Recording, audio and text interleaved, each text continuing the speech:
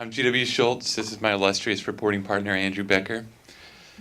We started a Homeland Security project at the center back in about September of 2008. We got some foundation seed money, and the thinking at the time was a lot of newsrooms around the United States had not been able to create a Homeland Security beat. It didn't really fit into traditional beats you saw in newsrooms.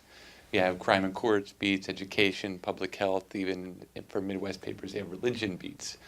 But it was such a new phenomenon, newspapers were still figuring out how to report effectively on this thing, Homeland Security. So there are two areas we knew we really wanted to look at that were very, very general. Outsized spending on security initiatives after September 11th, and Washington just began pouring money into initiatives, not always knowing if they would work or not, and government surveillance and how it would impact civil liberties in the U.S. So when Janet Napolitano was made Homeland Security Secretary by Barack Obama, from almost minute one, she made Homeland suspicious activity reporting a top priority. So at this point, you can't go to a BART station or an airport or a lot of other major government facilities without seeing the phrase, if you see something, say something. And they spent a lot of money making sure that few Americans can travel without seeing that phrase. It's a very aggressive promotional campaign.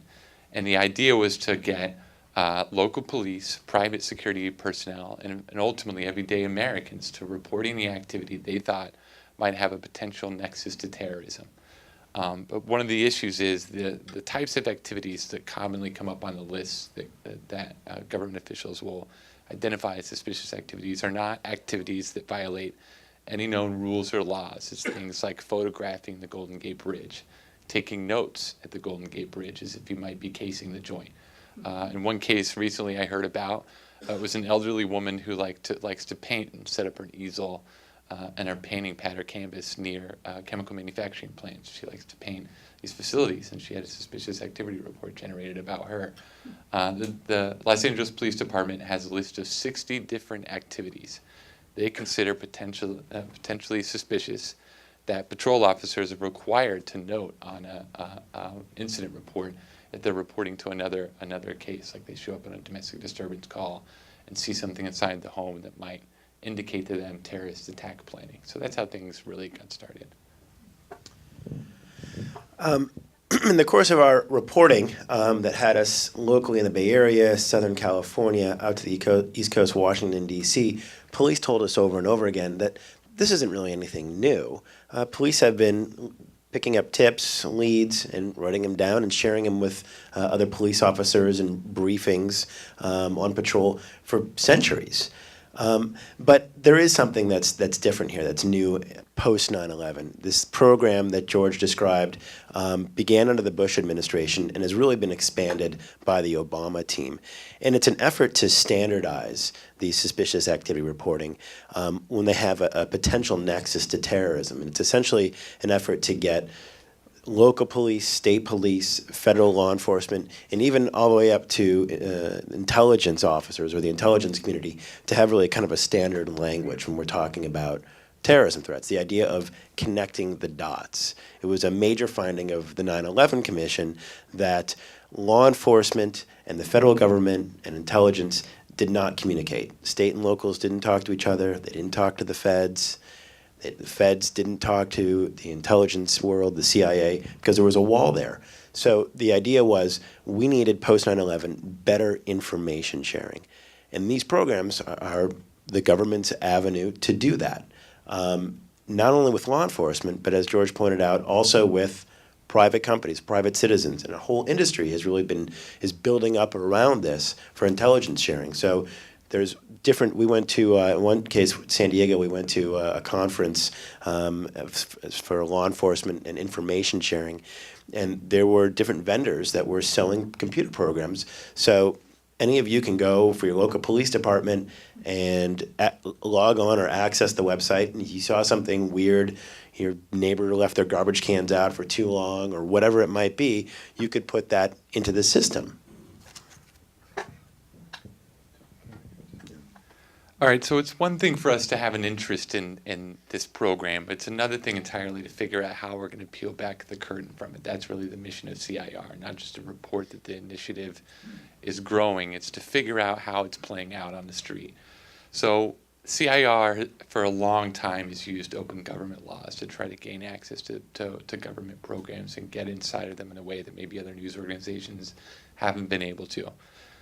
So we really like state open government laws rather than the Freedom of Information Act, because at the federal level you have to deal with a lot of federal bureaucracy and it can take a long time for your FOIA request to get processed. So going to the state level, we approached cities around the country, police departments and fusion centers like the ones described in the animation, and asked them for all communications they'd exchanged with points of interest in that area, major stadiums, theaters, facilities that we knew were being encouraged to report suspicious activity. Now, among open government laws, there typically tend to be provisions that exempt certain types of information from public access. And these laws are set up to make sure that everybody in this room can look at government information about what the government's doing, like government salaries, government contracts, and a lot of that stuff is wide open. But when it comes to law enforcement documentation, like an ongoing homicide investigation, there are provisions that restrict access to that material. And same thing with criminal intelligence. And police were pushing to classify suspicious activity reports as law enforcement intelligence.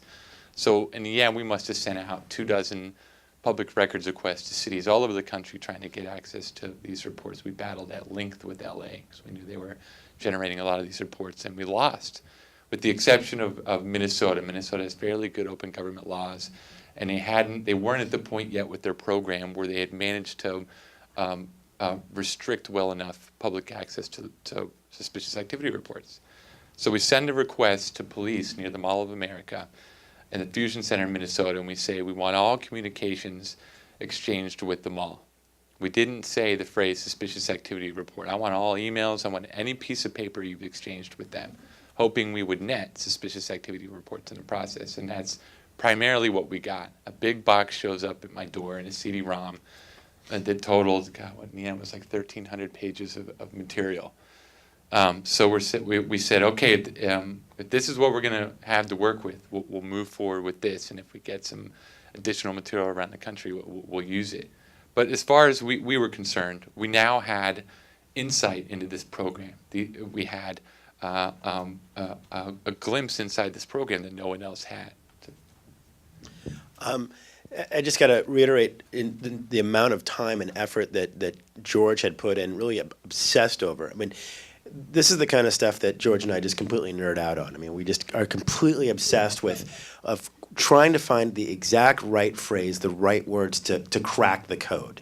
What are we going to be? How are we going to be able to ask for the right documents that we might not have perfect knowledge? Sometimes we'll check in with sources. They'll say, you need to ask for this, that, or the other. Other times, it literally is, we're on a wild goose chase. We don't know. So he spends hours on the phone basically interviewing the gatekeepers to these records to try to figure out a way of getting these records. So when we've tried door after door after door, and finally there's one that opens, it's fantastic. What we got, those 1,300 pages of documents, were pretty much beyond our wild imagination. It was a journalist's goldmine, because with privacy implications, a lot of times information might be your privacy, or it's law enforcement sensitive. It's heavily redacted. What George got from the Bloomington Police was a trove of records that were almost completely unredacted. So we had names, we had addresses, we had phone numbers, we had social security numbers, all of this data. So we literally could find whoever we wanted to look for, the names of the security guards involved, even police officers. Inside these documents, as you'll see, there were narratives about everything that had happened through the eyes of the security guards. So we had this entire story that we could go back and vet and really fact check and bounce that scenario off of the subjects that were named in these records. It was really quite extraordinary.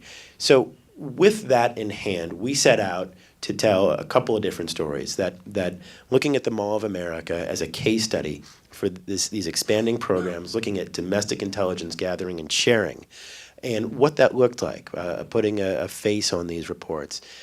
in many cases, for the first time, showing these reports to people who had no idea that they had been written up and that their information may have gone to a fusion center, one of these intelligence hubs. In some cases, they knew very well that the information had at least been shared to the FBI because the FBI had come to their door and asked to interview them.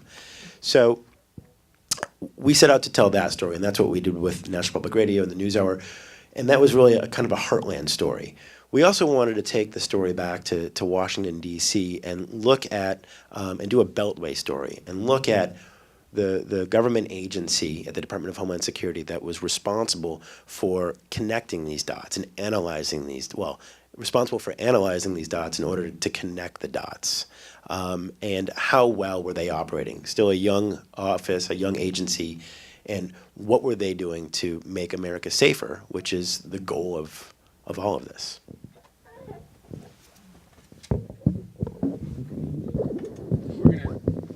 They're going to come back. So I'm trying to tell us as a story. And they made it all sound pretty easy, but what they did was remarkable, and it's what journalists do. And when they're talking about the code, they're basically, you're in a sense in a game, maybe not a game, with people who don't want you to get the information. And their job is not to give the public information that the public really has a right frequently to have.